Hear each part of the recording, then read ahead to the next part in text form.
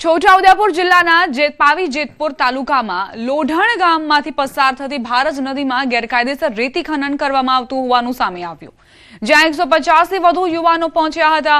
ગેરકાયદેસર ચાલતા રેતી ખનનને 150 જેટલા યુવાનોએ ઝડપી પાડ્યું અને ખાણ ખનિજ વિભાગને ટેલિફોનિક જાણ કરતા ખાણ ખનિજ વિભાગ દોડી આવ્યું।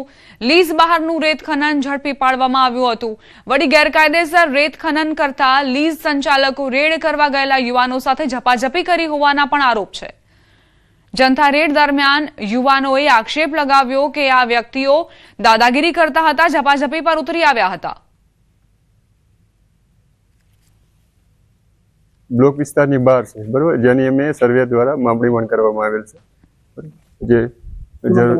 જેની પણ સામે જરૂર પડે કાયદાકીય અથવા તો દંડકીય કાર્યવાહી કરવામાં આવશે। લોઢણ ગામ પંચાયતે 2 નંબર મશીન ચાલતું હતું, મતલબમાં બ્લોકથી બહાર મતલબ ખોતા હતા અને અમે ગામજનો બધા મળીને પકડ્યું હતું મશીન 2 નંબર મતલબમાં।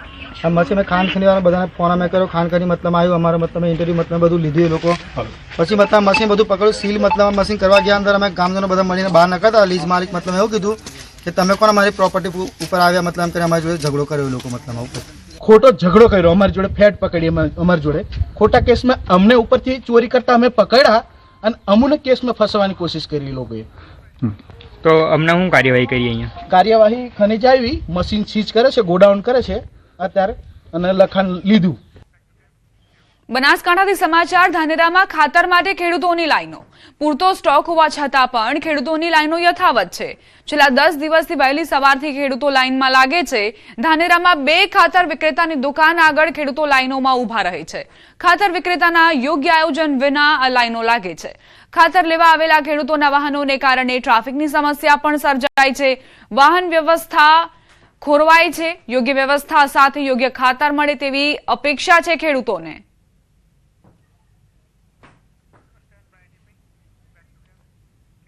પાટણમાં ન્યૂઝ 18ના અહેવાલની અસર થઈ। અહેવાલ બાદ ઊંઘતું નર્મદા વિભાગ દોડતું થયું। રાધનપુરના પ્રેમનગર ગામના ખેડૂતોની વેદનાનો અહેવાલ પ્રકાશિત કરાયો હતો। ખેડૂતોએ સિંચાઈ માટે નર્મદાની કેનાલમાં પાણી છોડવા કચેરીમાં હલ્લાબોલ કર્યો હતો। ખેડૂતોની અનેક વારની રજૂઆત છતાં ઊંઘતું નર્મદા વિભાગ ખેડૂતોની વેદનાને નજરઅંદાજ કરી રહ્યું હતું। અહેવાલ બાદ ન્યૂઝ 18 ગુજરાતીના અહેવાલ બાદ નર્મદા વિભાગના કર્મચારીઓ પ્રેમનગર ગામ પહોંચ્યા। ગામને જોડતી નર્મદાની કેનાલની સફાઈ હાથ ધરાઈ।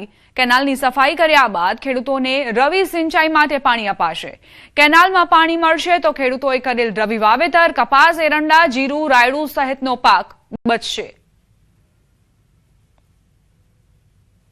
ઘોર બેદરકારીથી તંત્ર જેને વર્ષો જેને ઘણા સમયથી અરજીઓ કરી અને તેની આગળ રજૂઆતો કરવામાં આવી હતી, પણ જેમ નફ્ફટ બની ગયું એમ તંત્ર જ્યારે ઊંઘમાંથી જાગતું નહોતું અને કાલે વિરોધ પ્રદર્શન અને મીડિયાના સહકર્મચારીઓ દ્વારા જે અમારી રજૂઆતોને સરકાર સુધી ઉગ્રતાપૂર્વક પહોંચાડી અને તાત્કાલિક ધોરણે આજે કેનાલોની સાફ સફાઈ કરવામાં આવી રહી છે, ત્યારે ખેડૂતોની આંખમાં એક નવું જ આશાનું કિરણ જાગ્યું હોય એવું દેખાઈ રહ્યું છે। અમે કાલે નર્મદા ઓફિસે ગયા હતા મોટી સંખ્યામાં, એટલે સાહેબાને વાત કરી, તાત્કાલે આજ કામ ચાલુ કરી નાખ્યો છે અને રવિ હુકાતી હતી એ અમારી બચાવી, તો મીડિયાવાળાને ખૂબ મોટો આભાર, સરકાર સુધી જાહેરાત થઈ ગઈ।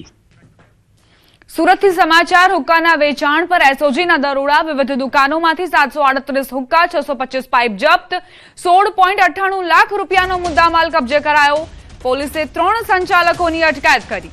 AK-47 રાઇફલ અને રોકેટ આકારના હુક્કાઓ મળ્યા। નશાના વ્યવસાયમાં વપરાતો ડિજિટલ કાંટો મળ્યો। લિટલ ગોવાના સંચાલક પાસેથી 572 હુક્કા જપ્ત કરાયા। દેવ ટ્રેડર્સ પાસેથી 134 હુક્કા કબજે કરાયા। રોહન ટ્રેડર્સ પાસેથી 32 હુક્કા મળ્યા છે। બિલ વગરના હુક્કા મુંબઈથી લાવતા હતા। એક હુક્કાની કિંમત 650 થી 14,500 રૂપિયા સુધી હોવાની જાણકારી છે। હુક્કા વ્યવસાયના કરોડો રૂપિયાના ટર્નઓવરનો ખુલાસો થયો છે।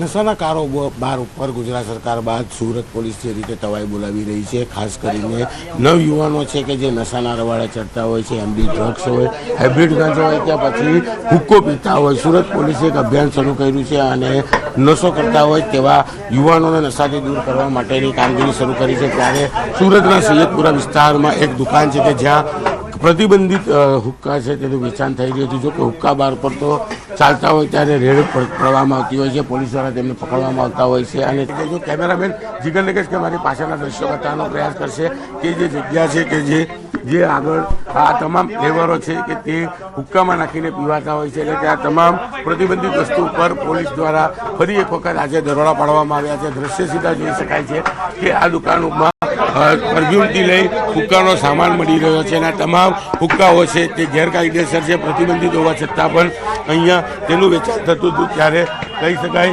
અધિકારી છે, આપણે સીધા એમની સાથે વાત કરવાનો પ્રયાસ કરીશું શું કહેવું છે. જે પ્રકારે છે કહી શકાય ત્યારે એબી ચૌધરી પીઆઈ છે કે જે હુક્કા બાર ખાતે પહોંચ્યા છે અને જે પ્રકારે કહી શકાય કે અહીંયા દુકાન માલિકની પૂછપરછ કરવામાં આવી રહી છે.